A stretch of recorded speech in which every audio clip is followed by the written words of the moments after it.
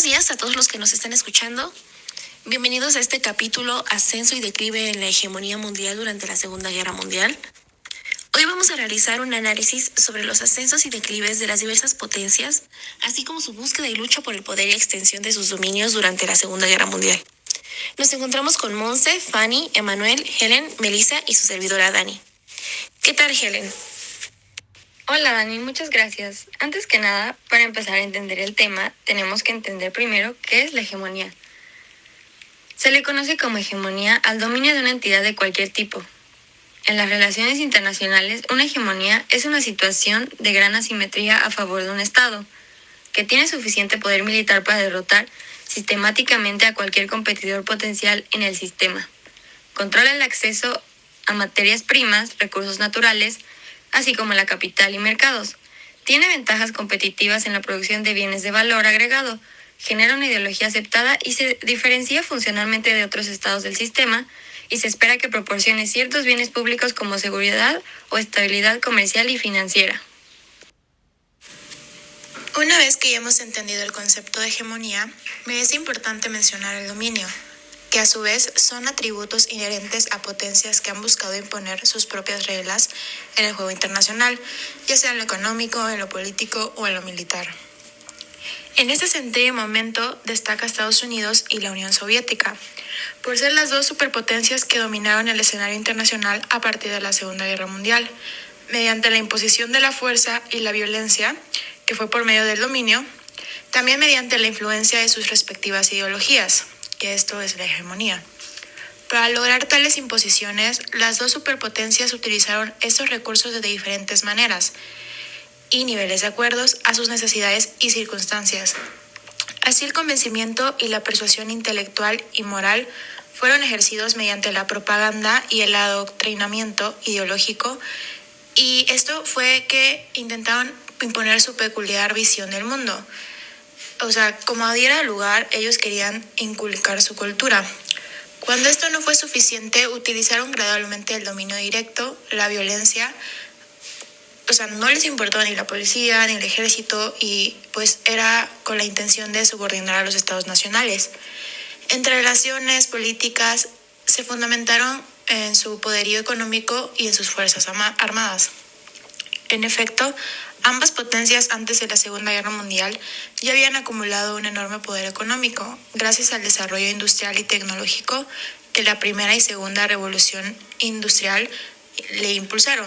De ahí que no fue nada fácil mantener al mismo tiempo su desarrollo económico y su poderío militar en los espacios directos de influencia, y de modo indirecto en el ámbito mundial. Wow, cuánta razón tienes en lo que nos acabas de decir, Meli. Fíjate que eso me dejó como que pensando en la importancia de la sociedad civil, ¿no? Porque tú bien claro nos dices como que ya existía ese poder, ya tenían poder que venía de la historia, y sin embargo no se detuvieron hasta conseguir lo que esperaban, ¿no? Y que muchas veces tienes que ser como el contacto entre gobierno y gobierno, el estado y estado, pero creo que en esencialmente en movimientos de este tipo, en el que el punto es como empapar o impregnar a los otros de la manera de pensar, pues sí tiene que ver mucho la sociedad civil en la aceptación, que pudiera ser probablemente pues forzada, ¿no? Entonces sí, creo que es importante y lo debemos de considerar. Punto que me gustaría tratar hoy aquí con ustedes es acerca de la contraparte que existe de un poder hegemónico, y no me refiero precisamente como a una contrahegemonía, sino del resto de las naciones a las cuales les es ejercido este poder. Y es que si lo pensamos como que una nación no sería nación sin su pueblo, o un patrón no sería patrón sin sus trabajadores, pues las potencias hegemónicas no existirían si no hubiera quien ejercerles ese poder o influencia. Y me gustaría como articular esta idea con una de las teorías que pues también es fundamental para nuestra disciplina, y es la teoría de sistemas, en la que se nos plantea la existencia de un centro y una periferia. Y como ya sabemos, pues la influencia de las potencias hegemónicas o del centro recae precisamente en la periferia y puede ser expresada en términos económicos, políticos o cualquier otro que tenga que ver con la supervivencia del resto de las naciones. Pero hay un pensamiento de un autor en las lecturas que habla que no solo se propaga a través de estos mecanismos, sino que también es a través de la cultura, de precisamente las ideologías. Ya sabemos que en muchos de los casos, pues las naciones se tuvieron que occidentalizar para mantenerse a flote y tener un lugar en el entorno internacional, independientemente, pues si estaban sabedoras de que la ideología que estaban siguiendo era o no la correcta, se tenían que adaptar, adoptando pues la manera de pensar, llámese económica, política y sobre todo la cultura, pues se vio empapadas de esta influencia que estaba recibiendo. Y pues ahí es donde nos podemos dar cuenta como cuánta influencia tienen estas naciones y que pues no tiene que ver a veces mucho en la manera que pensamos, pero que sin embargo nos ponemos ante ella o la adoptamos pues para mantenernos dentro del juego, por así decirlo. Y pues nada, me encantaría escuchar qué piensan acerca de esto. Bueno, justo como lo mencionas, Monse, en efecto, la hegemonía se da como resultado de diversos factores geopolíticos y sociopolíticos. El proceso de conformación de hegemonía absoluta, por ejemplo, en el caso de Estados Unidos en la Segunda Guerra Mundial, está integrado por elementos de carácter superestructural, es decir, la estructura productiva tecnoeconómica, la manera en que está inserta cada nación en la economía mundial, el entramado socioinstitucional e incluso la cultura propia de cada nación basada en elementos históricos. Asimismo, me parece importante destacar que no solo la hegemonía se da como resultado de diversos factores, sino también el proceso de transición de hegemonías, porque va a ser un proceso histórico de largo alcance, el cual es producto de dos factores esenciales, el debilitamiento interno y el externo de la potencia hegemónica, y esto mismo va a dar pie al surgimiento de una nueva potencia que disputará el liderazgo. Así como lo mencionas, Dani, otras naciones se vieron involucradas en este conflicto bélico. Recordemos que las potencias que destacaban por su política expansionista, tanto territorial como económica, perjudicaron a naciones que tenían una economía débil a la que ellos presentaban. En países del continente de Europa, África, Oceanía, Asia y América, tanto sus océanos fueron afectados. En el continente europeo, las potencias del eje, como Alemania, buscaban expandirse, invadiendo países como Polonia, Francia, Grecia, Hungría, Rumania, Serbia, Bielorrusia, Holanda, Noruega, Países Bajos, entre otros, pero estas políticas fueron frenadas por las más potencias como son Inglaterra y Rusia. En África, las colonias de Italia fueron tomadas por Rusia y estas eran Argelia, Líbano, entre otras.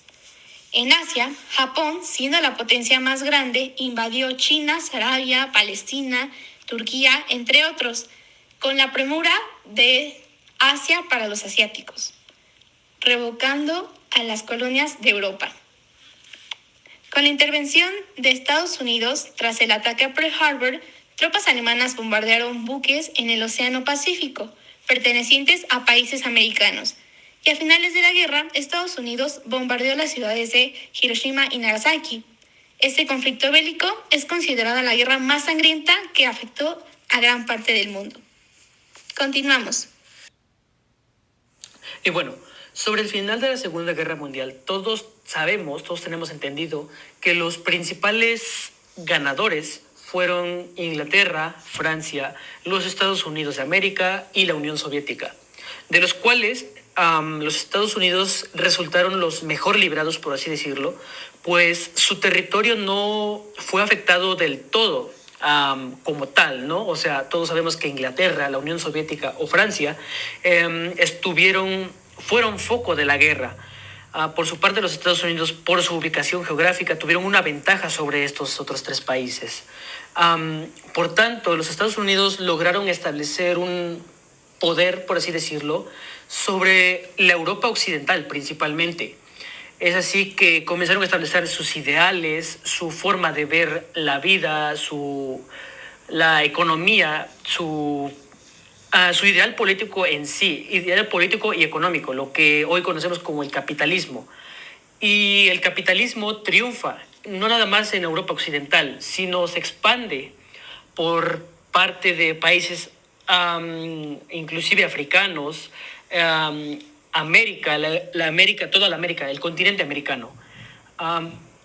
Por el otro lado teníamos a la Unión Soviética. La Unión Soviética establece sus esferas de influencia, en lo que es la Europa Oriental, lo que es parte de la Asia Central, lo que es parte de inclusive de América. Ahí tenemos el claro ejemplo de Cuba en su momento. Y estos dos países comenzaron a compartir, por así decirlo, su forma de ver el mundo en general. Esto es el movimiento, la hegemonía. Comenzaron con un poder hegemónico. Esto es a lo que queremos llegar. Hoy día los Estados Unidos aún mantienen este poder hegemónico, especialmente en el occidente, como se le conoce.